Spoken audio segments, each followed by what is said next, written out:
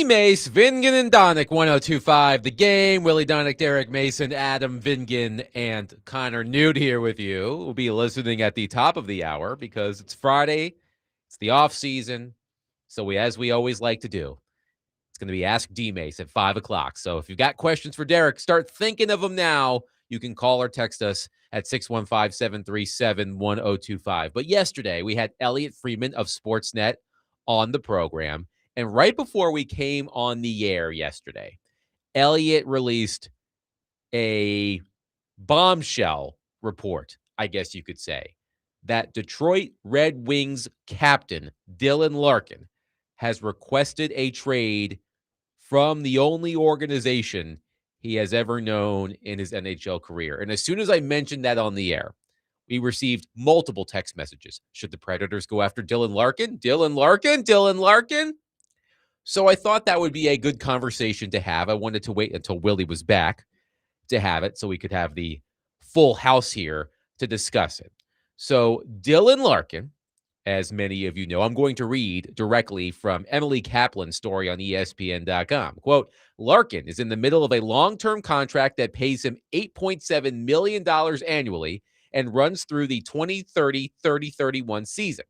2030-30-31 season. Yep. The center, who played a key lockdown role for Team USA in winning gold at the 2026 Olympics, will be highly coveted across the league, especially in the summer when there are very few high-profile free agents. Larkin has been a consistent offensive contributor, scoring at least 30 goals and 67 points in each of the last 5 seasons, while emerging as one of the best defensive forwards and penalty killers in the league.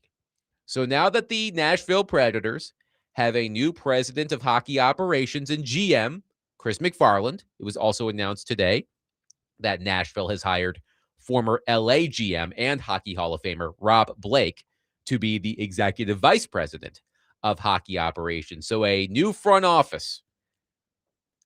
Dylan Larkin, he's going to be 30 years old, I want to say, before next season begins. He turns 30 on July 30th. Yes, so he is not yet 30. He will be 30 when the season starts. So let's indulge this conversation.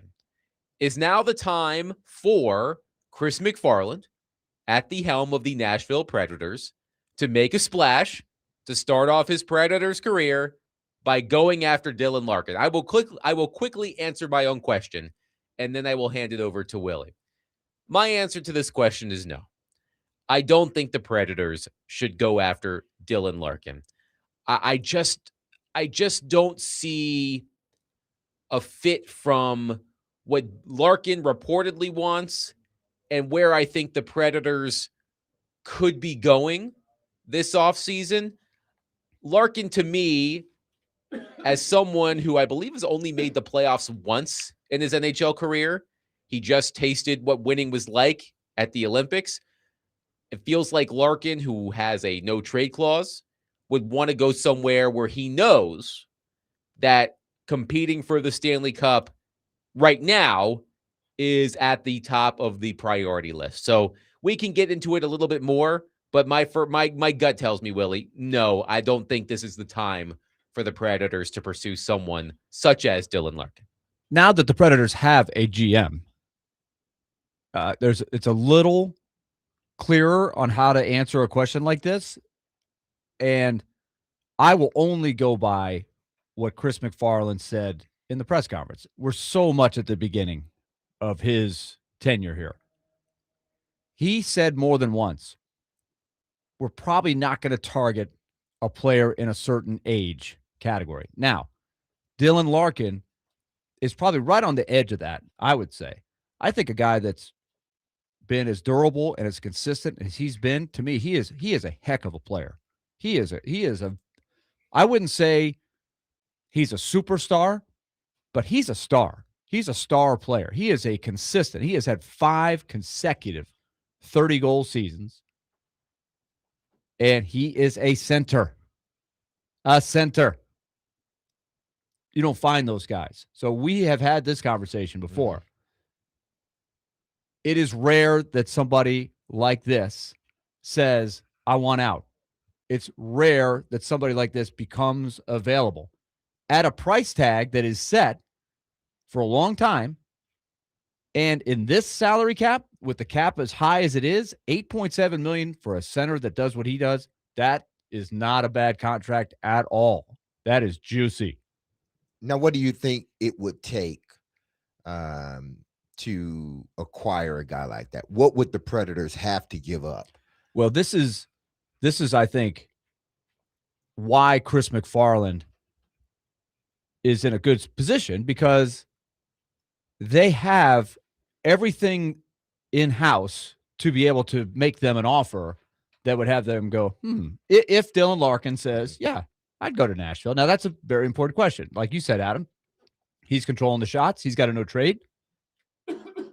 He could say, nah, Nashville, their guys are old. I want something that's more like in a window right now. I don't know if Nashville's in the window. That could very well happen. Or he could say, hey, man, I've heard great things about Nashville. Great place to live. I don't know what Dylan Larkin wants. I don't know if he's single or married, but as been said, not by me, but by Elliot Friedman and many. If you're single, you got a lot going on in Nashville. Yeah. If you're family, you got a lot going on. If you got family, you got a lot going on in Nashville. So they have a lot to offer. So I think it would be, now, this is the interesting thing to me is Detroit has been trying to get there for a long time. They thought they were there 2 or 3 years ago, and it just hasn't blossomed. All these things that they've done to be very patient with a lot of assets, it hasn't hit. They've been okay, but we throw around mushy middle. They're in the mushy middle. They've gone through the hard work of the rebuild to get to the mushy middle, and they truly are stuck in the mushy middle. Now you got your best center and captain saying you want out. That's tricky for them. So is Detroit going to want a bunch of first-round picks? And no, they've been doing that for over a decade now. But if you're the Red Wings and your captain, your number one center, your perennial all-star is telling you, I don't want to be here anymore. I haven't studied the Red Wings roster or prospect system, but I don't think the Red Wings have someone ready to replace Dylan Larkin. I'm wondering if that decision forces them to take that step back, which is why such a deal could be futures heavy, such as draft picks and prospects. Now, you tell me if that fan base in that city is going to go for that. Derek, they've already been through it. Yeah. They've been through it. They don't want to start back over. The Red Wings, by the way, now have the longest active playoff drought in the NHL now that the Buffalo Sabres have made the playoffs. It's 10 consecutive seasons? And remember, this was a franchise that made the playoffs 25 seasons in a row. And since that streak ended, 0 for 10, I think. 4 cups, I think, in that stretch? Sounds right. Yep.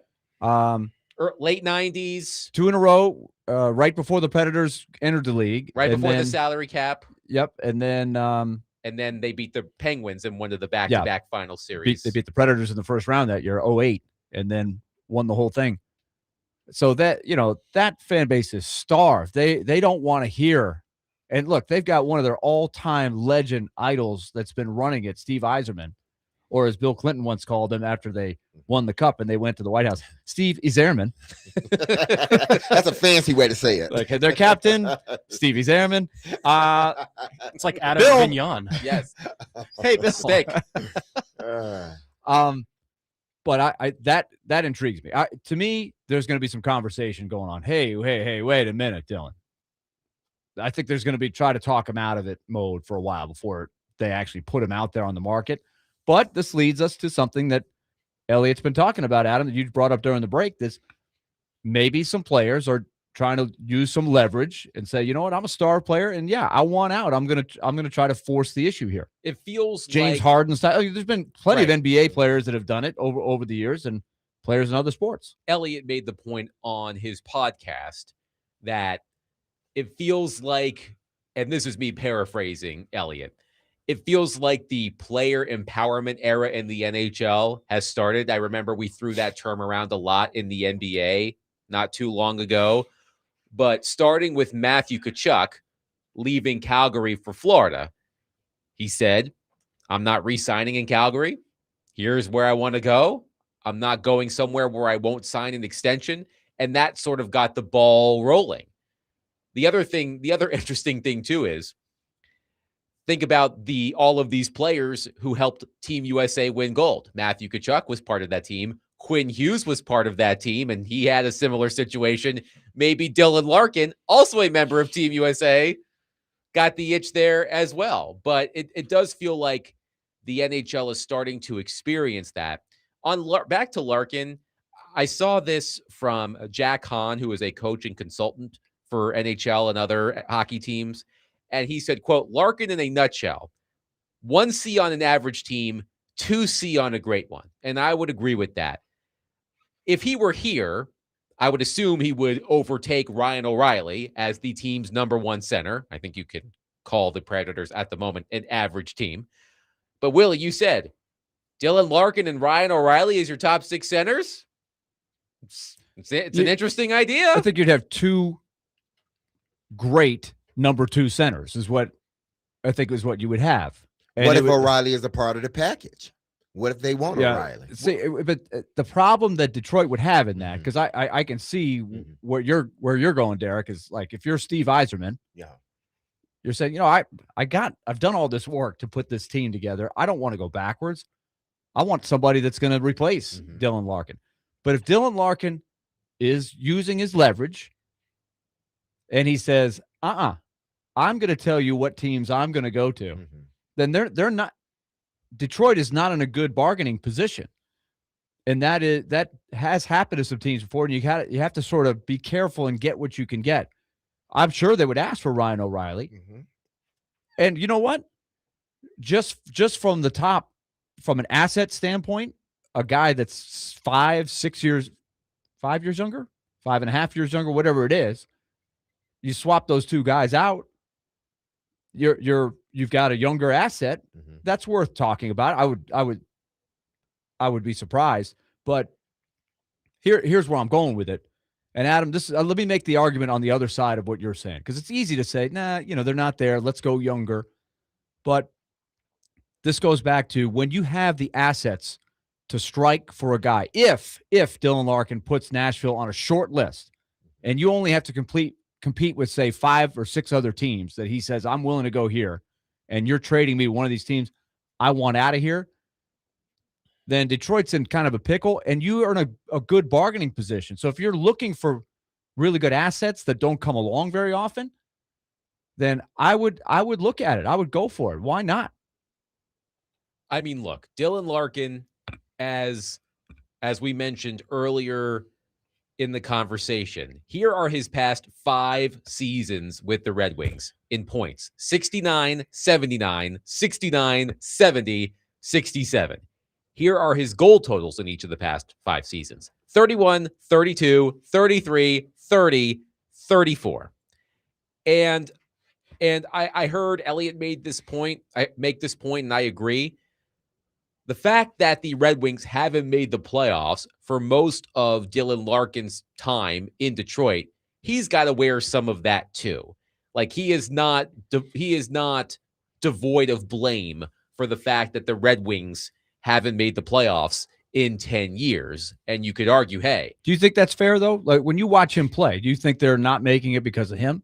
I don't. Not specifically because of him, but I'm sure, as Derek can attest, when you are a team leader and your team fails to deliver, the leader takes the blame. Yeah, you're right. The leader takes the blame. And Larkin, by the way, I think it was last season, openly questioned Steve Yzerman's direction at the trade deadline. He's like, we needed some help. And I think there's a frosty relationship between the two. But Dylan Larkin, at his best, is one of the most dynamic forwards in the NHL.